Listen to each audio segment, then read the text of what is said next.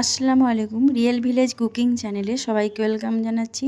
আজকে একটা মিষ্টির রেসিপি বানিয়ে দেখাবো, যেটা ওপর থেকে খুবই মিষ্টি এবং ভেতর থেকে মুচমুচে ক্রিস্পি।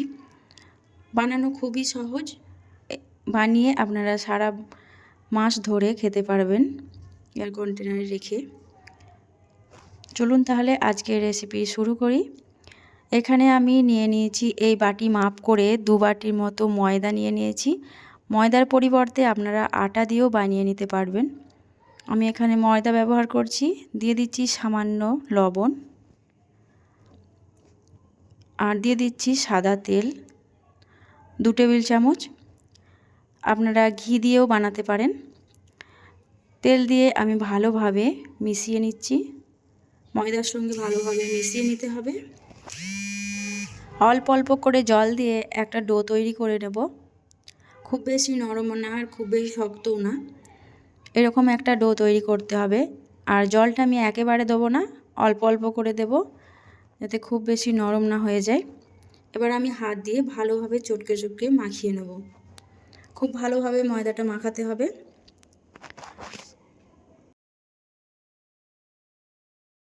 হাত দিয়ে ভালো করে মাখালে কি হয়, এটা ভালোভাবে ময়দাটা মাখানো যায়। এই দেখুন, এইভাবে চটকে চটকে মাখিয়ে নিতে হবে। এই পর্যায়ে আমি একটা ডো তৈরি করে নিলাম। হাতের মধ্যে সামান্য তেল দিয়ে আমি এটা ভালোভাবে মথে নিচ্ছি। আর এটা রেস্টে রেখে দিতে হবে। রেস্টের পর আমি আবারও ভালো করে মথে নিচ্ছি এবং ছোট ছোট করে বলের সাইজে কেটে নেব। আমি প্রথমে কিছুটা অংশ নিয়ে নিলাম, এইভাবে হাতের তালুর মধ্যে গোল করে নিচ্ছি। আর এর থেকে ছোট ছোট বলের সাহায্যে নিয়ে নেব। এইরকম ছোট ছোট করে বলের মতো করে নিচ্ছি। আপনারা এর থেকে ছোট বা বড় বানিয়ে নিতে পারেন। আমি ঠিক এইরকম সাইজে বানিয়ে নেব। আরও একটু সামান্য কমিয়ে নিচ্ছি। এই দেখুন, এইরকম ছোট্ট ছোট্ট করে আমি বানিয়ে নেব। আবারও সামান্য নিয়ে নিলাম। ঠিক একইভাবে সব কটাকে আমি বানিয়ে নিচ্ছি। এরকম করে সব কটা আমি এখানে বানিয়ে নিয়েছি। আর একটা প্লেটের মধ্যে নিয়ে নিচ্ছি। আপনারা কিন্তু অল্প করে বানালে হবে না, বেশি করে বানাবেন, নিমেষেই শেষ হয়ে যাবে।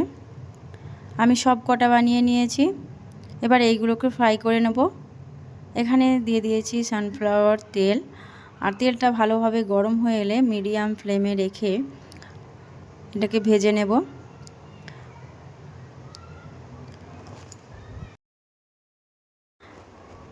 অল্প আঁচে এটা করতে হবে, না হলে ভেতর থেকে কাঁচা থেকে যেতে পারে। নাড়াচাড়া করে আমি ভালোভাবে একটু নাড়াচাড়া করে দিচ্ছি, যেন চারিপাশটায় ভালোভাবে ফ্রাই হয়। এগুলো ভাজতে বেশি টাইম লাগে না, অল্প সময়ের মধ্যেই ভাজা হয়ে যাবে।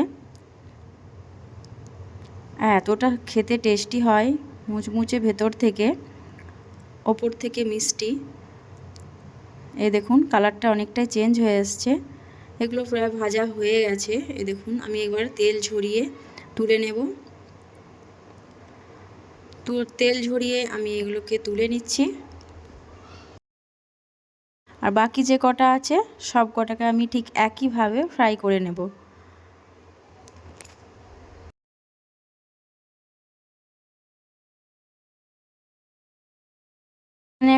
এখানে কড়াই চাপিয়ে দিয়েছি। আর এর মধ্যে আমি 5 টেবিল চামচের মতো চিনি নিয়েছি।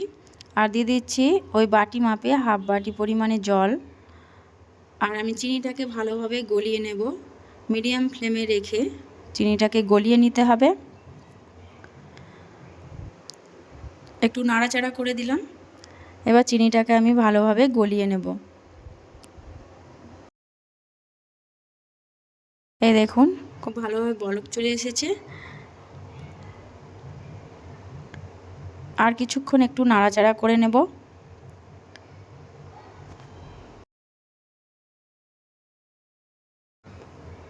এটা প্রায় রেডি হয়ে গেছে। এবার এর মধ্যে আমি দিয়ে দিচ্ছি যে ময়দার লাড্ডুগুলো বানিয়ে রেখেছি, ওগুলো দিয়ে দিলাম। এবার গ্যাসের ফ্লেমটা আমি লোতে রেখে অনবরত নাড়াচাড়া করতে থাকবো। আর ভালোভাবে শিরাটা যেন ঢুকে যায় এর মধ্যে, অনবরত নাড়াচাড়া করতে হবে।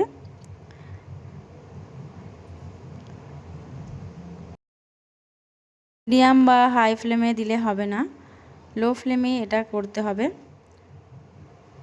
আবারও একটু নাড়াচাড়া করে দিলাম।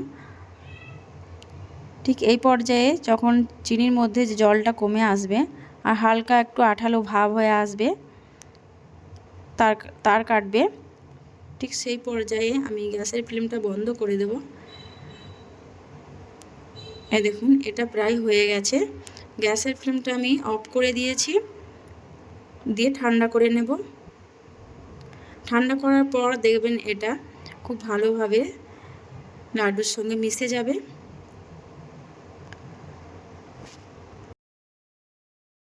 এই দেখুন এটা ঠান্ডা হয়ে গেছে।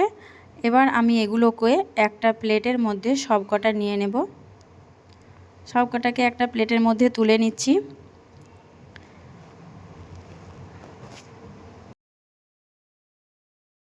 এগুলো বানাতে কিন্তু বেশি টাইম লাগে না, অল্প সময়ের মধ্যেই হয়ে যায়। হাতের কাছে সময় কম থাকলে বিকালের নাস্তায় এইভাবে বানিয়ে রেখে দেবেন, যখন খুশি আপনারা ইচ্ছা মতো খেতে পারবেন। 1 মাস পর্যন্ত এটা সংরক্ষণ করে রাখতে পারবেন। এই দেখুন কত সুন্দর হয়েছে, বাচ্চারা তো খুব আনন্দ করে খাবে, নিমেষেই শেষ হয়ে যাবে। এই দেখুন কত সুন্দর হয়েছে, ওপর থেকে খুবই মিষ্টি এবং ভেতরটা খুবই ক্রিস্পি হয়। একটা ভেঙেও দেখাবো আপনাদের, খুবই মজার একটা রেসিপি, তাই না? এই দেখুন আমি একটা ভেঙে নিয়েছি। তাহলে বন্ধুরা আপনারা একবার হলেও বাড়িতে ট্রাই করে দেখবেন, খুবই ভালো লাগবে। ভালো লাগলে চ্যানেলটা সাবস্ক্রাইব করে পাশে থাকার অনুরোধ রইল। আজকের রেসিপি এখানেই শেষ করছি।